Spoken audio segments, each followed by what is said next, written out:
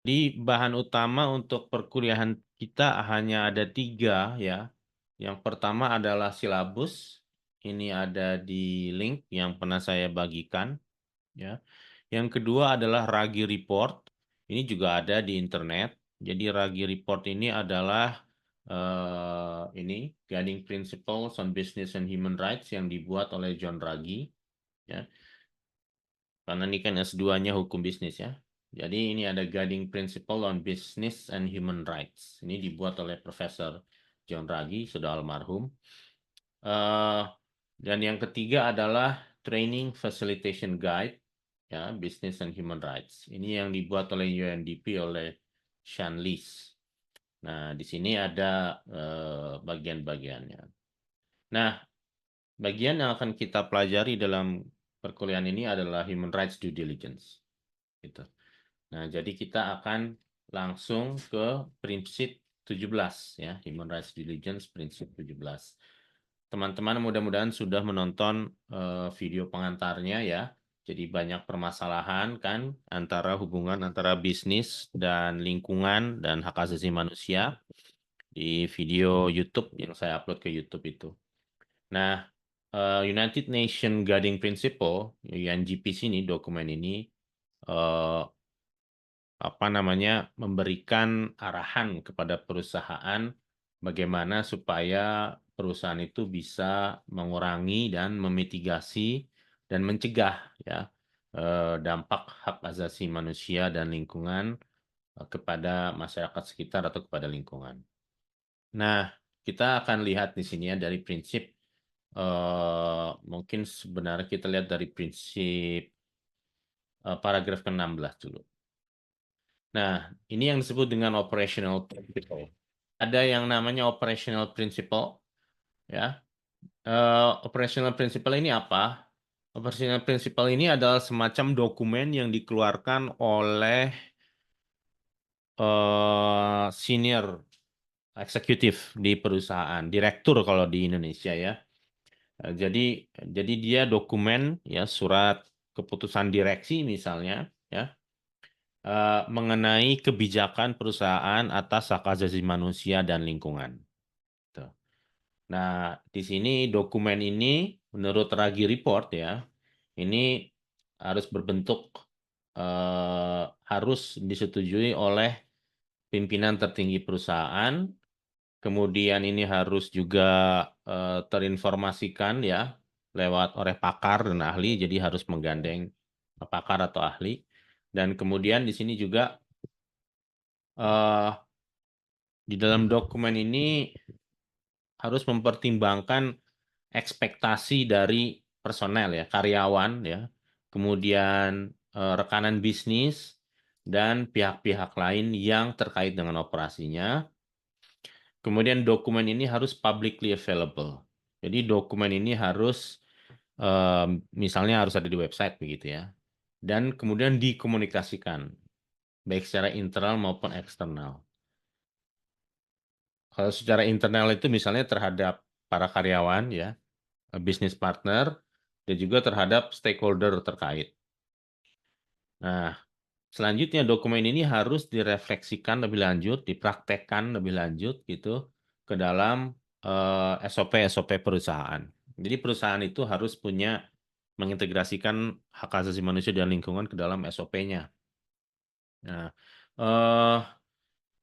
Nah, tentu perusahaan itu kan beda-beda ya. Ada yang kecil, ada yang besar gitu ya.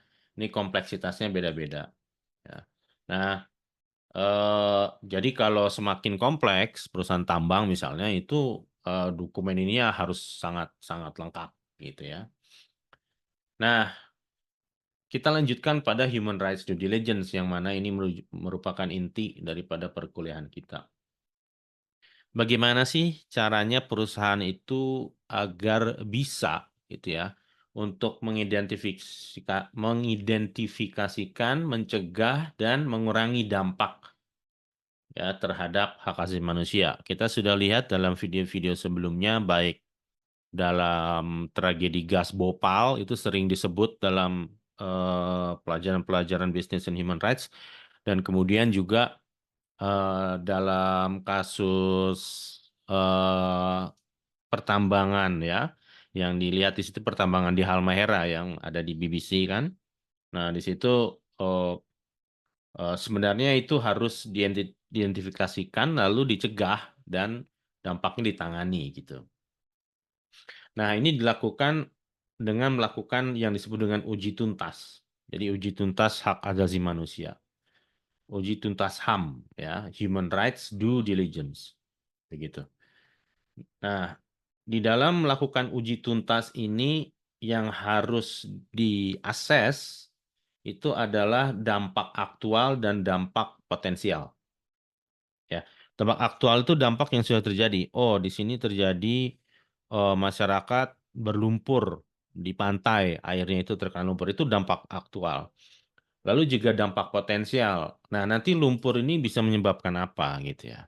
Atau ketika Anda membangun dam, misalnya, baik itu check dam atau itu dam untuk tailing, ya kalau di mining atau ada tailing, atau memang dam sendiri gitu ya. Nah, kira-kira dampaknya apa? Nih yang potensial. Potensial ini dikira-kira nih. Kira-kira risikonya seperti apa? Nah, setelah teridentifikasi, karena dampak itu kan bukan satu dua, ya, dampak itu banyak. Dampak terhadap personel, misalnya orang kerja di pabrik, dia menghirup apa namanya gas-gas beracun karena banyak kimia, itu dampak, gitu. Lalu dampak terhadap masyarakat seperti apa, ya? Eh, Misalnya kerja di tambang eh, dengan debu atau tidak, gitu ya. Kalau misalnya terkena debu, karyawannya itu kan dampak juga. Nah, dampak ini kemudian eh, harus ditindaklanjuti, gitu ya. Nah, jadi di sini harus ditindaklanjuti. Kalau setelah diidentifikasi, lalu nanti ditindaklanjuti. Apa tindak lanjutnya? Macam-macam. Oh, untuk tailing ya mungkin tailingnya dibuat jauh misalnya ya dari masyarakat gitu, pakai pipa mungkin ke laut Palung yang ada dalam gitu ya. Tapi itu pasti mesti nambah biaya tuh. Kemudian kalau buat pegawai berarti harus pakai masker N95 misalnya yang masker itu di-approve oleh NIOSH kan gitu ya, 3M, 3M tuh. Dia punya masker yang approve standar dari OSHA gitu ya. Nah, itu tadi eh, setelah identifikasi lalu dilakukan tindak lanjutnya seperti itu. Nah, yang menarik di sini eh jadi UNGPs ini dia melihat tanggung jawab perusahaan. Itu beda dengan CSR ya. CSR itu Corporate Social Responsibility, itu tanggung jawab sosial lah gitu ya. Tapi CSR itu dalam banyak hal hukumnya sunnah sebenarnya. Walaupun di Indonesia diwajibkan ya, di Indonesia untuk sumber daya alam itu ada wajib. Tapi pada intinya sebenarnya dia itu hukumnya sunnah sebenarnya. Nah, kalau ini benar-benar dia melihat akuntabilitas dan tanggung jawab hukum suatu perusahaan. Nah, nah, bagaimanakah perusahaan itu bisa dikenai pertanggungjawaban hak asasi manusia misalnya? Ya, itu ada tiga hal atribusinya. Istilah hukumnya itu adalah atribusi ya. Nah, yang pertama adalah eh, cause menyebabkan. Ya, ini penting nih. Ya, ini harus dicatat. Yang pertama itu cost atau menyebabkan. Perusahaan itu bisa menyebabkan orang lain terganggu HAM-nya. Ya, misalnya karyawan tidak diberikan masker, itu kan dan kemudian karyawan itu menghirup zat-zat berbahaya dari perusahaan. Nah, itu cost. Itu sudah jelas kegiatan bisnisnya menyebabkan si karyawan itu sakit. Itu cost. Jadi jelas kausasinya jelas. Yang kedua adalah berkontribusi. Nah, kalau berkontribusi ini nggak langsung. Ya, kalau cost ini dia langsung. Ya. Nah, berkontribusi ini gimana misalnya? Ya, berkontribusi ini eh misalnya terjadi kekeringan. Kekeringan itu karena di situ ada 10 hotel. Misalnya ini kita bicara industri lain, industri pariwisata ya. Di situ ada 10 hotel. Nah, salah satunya adalah si Hotel X ini yang mengambil air tanah sehingga masyarakat lokal tidak bisa menikmati air tanah. Nah, ini berkontribusi. Memang bukan dia sendirian, tapi dia berkontribusi. Contoh lain yang gampang, kita pergi ke suatu daerah, suatu tempat di Bogor, atau tidak jauh dari Bogor, jalannya rusak. Kenapa jalannya rusak? Karena banyak dilewati truk. Siapa tuh salah siapa? Nah, ini dia berkontribusi perusahaan-perusahaan ini, kan banyak perusahaannya. Perusahaan ini berkontribusi terhadap rusaknya jalan. Gitu. Nah, itu juga pelanggaran hak asasi manusia, gitu ya. Karena ada banyak kerugian-kerugian dan lain sebagainya. Hak asasi manusia ini kan banyak, bukan cuma hak hidup ya, tapi juga hak ekonomi dan sosial. Hak untuk kesehatan misalnya. Kalau jalannya jadi berdebu, dilewatin oleh truk, itu hak untuk kesehatan. Nah, oke lah, ini kan debu bukan saya doang yang lain ya. Iya, tapi Anda berkontribusi. Nah, gitu. Nah, ini yang ketiga nih. Ini juga penting. Directly link. Nah, directly link ini lebih jauh lagi. Ini kalau tadi yang pertama dia menyebabkan langsung, kedua dia berkontribusi, yang ketiga directly link. Nah, link ini dia berhubungan dengan kegiatan, operasi, produk, jasa, atau lewat business relationship, hubungan usaha. Jadi misalnya begini, Anda adalah perusahaan garment, gitu ya, Anda perusahaan garment. Lalu Anda membeli bahan-bahan tekstil dari perusahaan yang mempekerjakan anak-anak, atau udah gitu ceritanya perusahaannya itu buruhnya itu kerjanya 12 jam gitu ya. Udah gitu eh, tekstilnya itu mencemari sungai. Wah, udah itu lengkap. Misalnya Anda hanya membeli aja. Anda membeli dari si perusahaan tekstil itu. Nah, dari kainnya Anda beli, kainnya yang gelondongan itu kemudian Anda jahit menjadi baju-baju. Lalu Anda kasih brand nama Anda. Nah, itu memang Anda tidak menyebabkan, Anda mungkin tidak masuk dalam berkontribusi, tapi Anda directly link. Ya. Perusahaan Anda itu directly link atau berhubungan secara langsung ya dalam hal business relationship. Anda Anda tidak bisa bilang, kan itu bukan perusahaan saya cuma beli barang doang gitu. Saya ini hanya beli kain ke dia. Kalau perusahaan saya mah aman, perusahaan saya mah semuanya digaji baik ya, karyawannya sehat, kita punya sarana pengelolaan air limbah. Tapi salah nggak menurut hak asasi manusia? Bisa jadi salah, karena Anda membeli itu dari perusahaan yang begitu. Ya. Nah, jadi itu contohnya 3 hal atribusi. Jadi atribusi itu bagaimana seorang bisa dianggap salah ya dalam sisi hukum. Ya.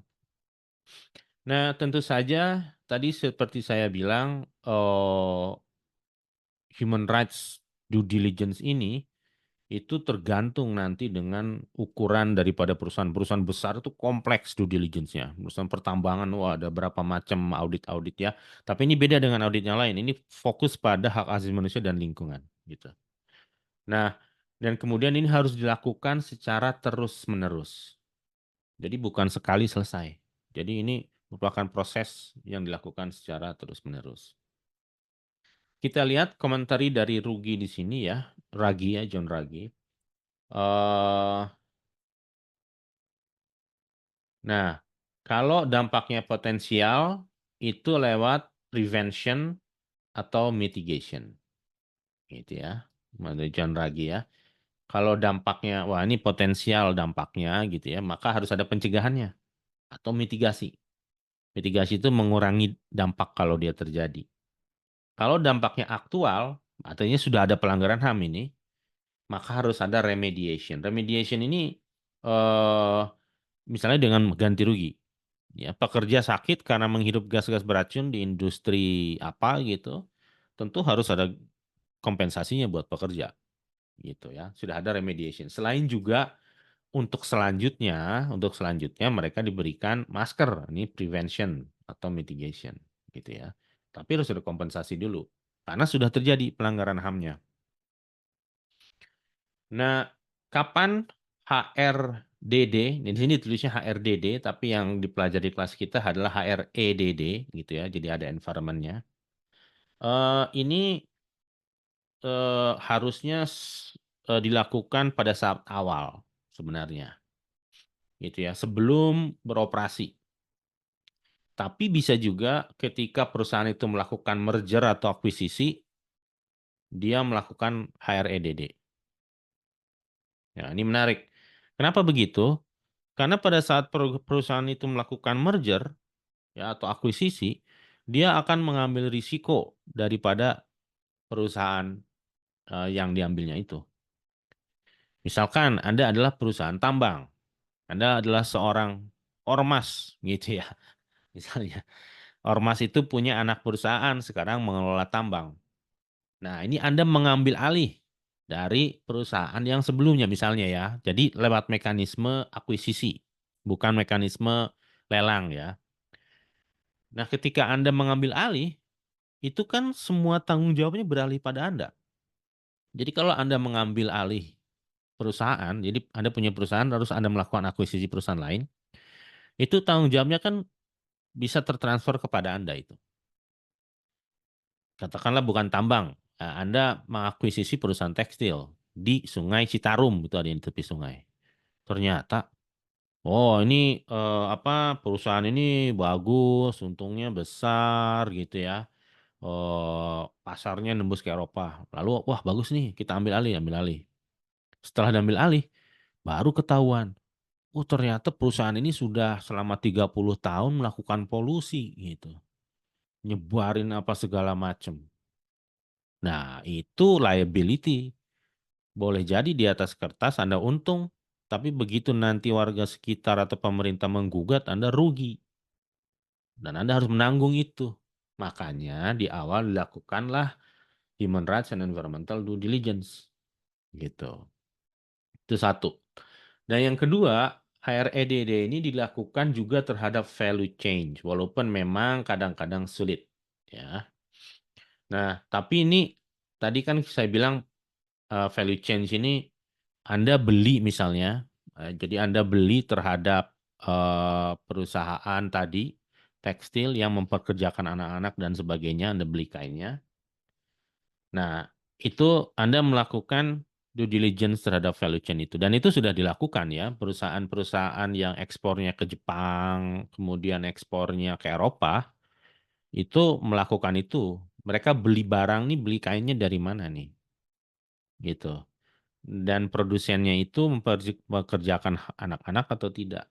Nah, itu ada checklistnya. Karena nanti akan ditanya di sana. Nah, kalau perusahaan itu sudah tahu, oh dia itu membeli gitu ya dari perusahaan eh, yang memperkerjakan anak-anak, kemudian merusak lingkungan, ini namanya complicity.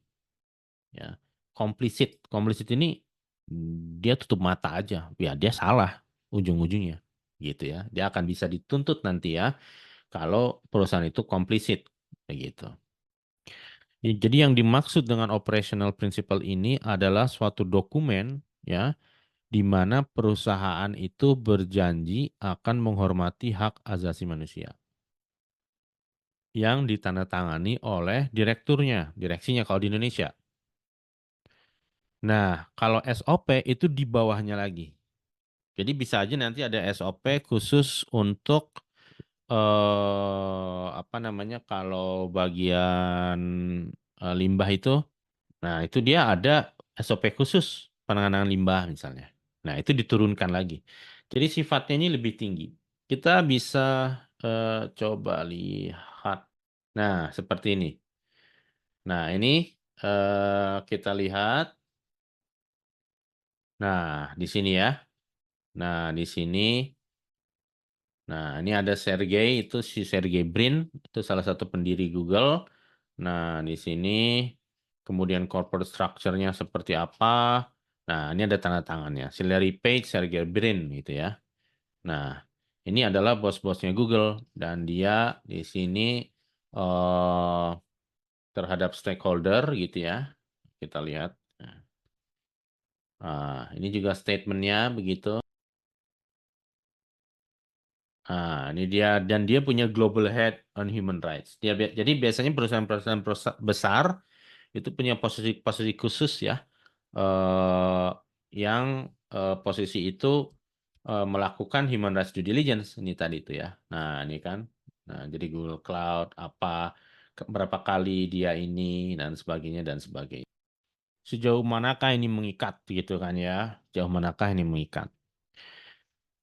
Eh, dalam undang-undang lingkungan kita itu sudah ada gitu ya. Dalam PP turunannya, kemudian dalam undang-undang lingkungan, undang-undang sumber daya air, itu sudah ada diatur semua. Jadi kapan dan bagaimana penimbunan itu ya, penimbunan itu tentu misalnya tadi dalam hal limbah rumah sakit yang telah diinsenerasi, bagaimana penimbunan yang benar itu kan sudah diatur prosedurnya ya, tidak boleh mungkin harus tertutup, mungkin nanti harus ada seperti apa alasnya dari semen, tidak boleh sampai dia ada rembesannya gitu, bahkan tidak boleh tertiup angin. Nah, itu ada. Ketika itu tidak dipenuhi oleh perusahaan, itu bisa eh, apa diajukan tuntutan ya eh, berdasarkan pengelolaan limbah B3 gitu kan. Karena ada pengelolaan limbah B3 kan, ash itu kan ash dia masuknya ke dalam limbah B3 ya di PP 22 itu kalau nggak salah ya itu diatur. Dan di situ juga ada tanggung jawab korporasi atau tanggung jawab perusahaan, tanggung jawab bisnis sebenarnya. Sudah ada di situ diatur. Walaupun tidak dalam dikatakan bentuknya bisnis dan HAM gitu ya. Tapi di situ ada. Nah, yang kedua ini baru ada aturan baru Perpres tentang Strategi Nasional Bisnis dan Hak Asasi Manusia ya. Nah, ini didorong oleh UNDP ya. Nah, di sini ada aksi BHAM dan Stanas BHAM ya. Nah, ini siapa saja ya apa stranasnya. Nah, di sini kemudian pengaturannya seperti apa dan apa pedoman-pedomannya. Nah, di sini ada di sini ya. Nanti dan jadi ini Kemenkumham ya membuat eh, stranas ya bisnis dan hak asasi manusia ya. Nah, memang ini masih dalam tahap sosialisasi seperti itulah ya. Nah, jadi sosialisasi, jadi banyaknya ini sosialisasi. Jadi belum ada satu undang-undang yang koheren lah ya. Em, memang nanti hubungannya untuk sementara ini lebih kalau tidak menggunakan peraturan yang di dalam negeri, lebih kepada kalau produknya diekspor ke luar negeri atau katakanlah fasilitas medisnya itu nanti ada rekanannya ya. Misalnya dia ada rekanan dengan perusahaan dari Jepang atau perusahaan dari Eropa. Nah, Jepang dan Uni Eropa dua-duanya itu sangat ketat karena sudah ada kalau di Uni Eropa namanya Corporate Sustainability Due Diligence. Nah, itu mungkin perusahaan yang menjadi rekanan itu nanti yang bisa terincar begitu ya. Nah, terkena dengan itu. Nah, jadi itu tadi jawabannya ya. Jadi kita peraturan dan enforce penegakannya itu bisa di Indonesia maupun di luar negeri sebenarnya. Itu tadi pertanyaan. Tadi yang pertanyaan kedua, oh tentang TJSL ya, tentang TJSL memang sudah ada ya dari Kemenkumham, tanggung jawab sosial dan lingkungan ya. Tapi ini berbeda ya, ini berbeda dengan ini lebih kepada CSR ya, berbeda dengan bisnis dan HAM yang tadi. Nah, di sini kita bisa lihat, terutama karena kita akan bergabung dengan OECD, ini kita harus sudah bisa melaksanakan bisnis dan HAM nantinya. Jadi aturan-aturan ini akan nantinya akan sangat eh, diminta gitu ya. Dan masih jarang di Indonesia selain daripada UNDP yang eh, melakukan promosi mengenai bisnis dan HAM itu.